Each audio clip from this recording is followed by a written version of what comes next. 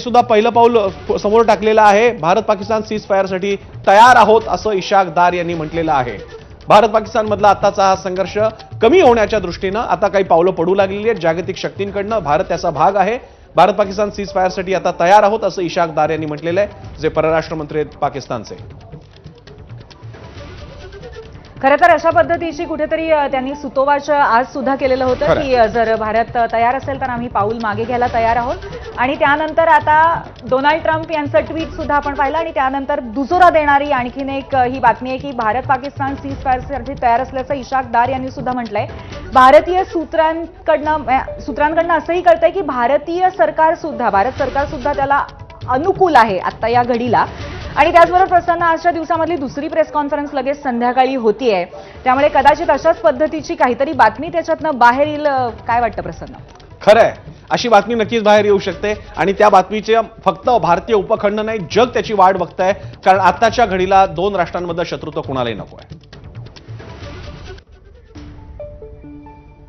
आपल्यासोबत आहेत wing commander Vaishnavi, आपण त्यांच्याकडे जाऊया। वैष्णवीजी, या घडामोडींकडे सध्या तुम्ही कसा रिस्पॉन्स द्याल? काय पहिली प्रतिक्रिया तुमची?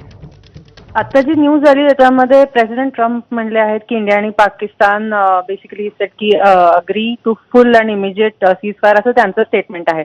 पण मला तरीही वाटतं की आपण आपल्या 6 वाजता जी आपली प्रेस कॉन्फरन्स होणार आहे त्याच्यातून अजून काय बाहेर पडतं ते आपण बघूया, कारण की सीज फायर हे याच्या काही टर्म्सही असल्या पाहिजेत, कारण नुसतं सीज फायर करून हा विषय तेवढा सोपा नाही किंवा लहानही नाही, एस्पेशली आपल्यासाठी, कारण आपण नेहमीच टेररिझमचे विक्टिम राहिलेलो आहोत।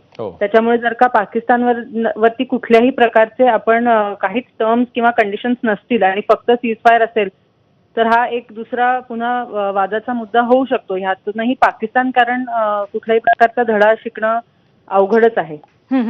ऍक्च्युली या धडा शिकण्याच्या मुद्द्यावरच मला पुढचा प्रश्न विचारायचा होता की ऑपरेशन सिंदूर कुठल्या तरी कारणामुळे सुरू झालेलं होतं, त्याचा काहीतरी एक महत्त्वाचा हेतू आहे आणि ते असताना तो पूर्ण झालेला आहे का नाही आपल्याला माहिती नाहीये, म्हणजे त्याच्या मागचा सैन्याचा हेतू पूर्ण झालाय का नाही ते माहिती नाहीये।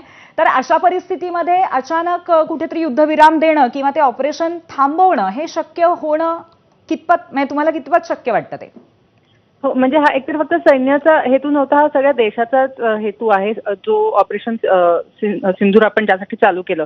म्हणूनच मी म्हणलं की आपला देश काय सांगतो यासाठी आपण थांबलं पाहिजे। 6 वाजताच्या प्रेस कॉन्फरन्समध्ये आपले ऑफिशियल्स आपल्याला काय सांगतात याच्यावर आपण फोकस केलं पाहिजे, कारण शेवटी हा आपला कॉन्फ्लिक्ट आहे आणि हा आपल्या देशाला अफेक्ट करणारा आहे। त्याच्यामुळे आपला देश आपल्याला काय सांगतो, कसं ह्याच्या पुढे काय होणार आहे, काय घडामोडी राहतील, आपण राजकीय दृष्ट्या सुद्धा या गोष्टीकडे कसं बघू यासाठी आपण थांबलं पाहिजे।